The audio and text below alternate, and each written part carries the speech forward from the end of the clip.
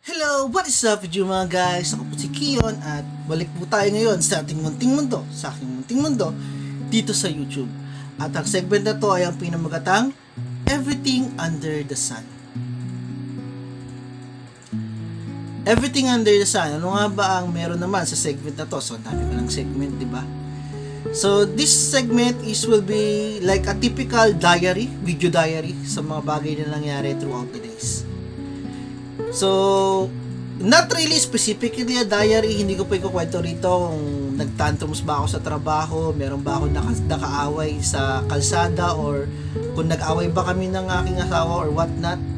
But, it will be rather a zoom out na diary. Tignan natin, para makita natin kung ano nga ba nangyari in the past couple of years, couple of days, couple of months, na hindi political like Common Grounds, or hindi pang socio-political like Common Grounds, kundi more on a personal scale na pwedeng iba ang experience mo sa experience ko.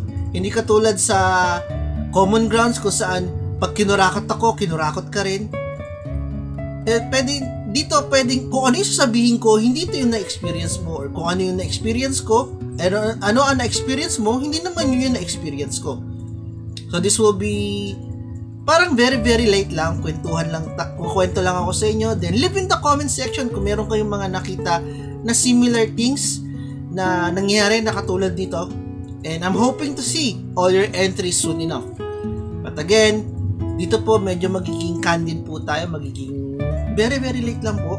So wala po tayo masyadong spicy na gagawin, but then still I hope everyone will take advantage to just sit down, lie down, sit down, and talk about everything under the sun. Di ba napasok ulit? So sa mga susunod na videos, makikita ko po namin kayo. Sana po makita-kita po tayo ulit at magkwentuhan po tayo about everything na nakikita po natin sa pang-araw-araw ng buhay. Muli, ako po si Kion, at ito po ang segment na to ay pinamagatang Everything Under the Sun.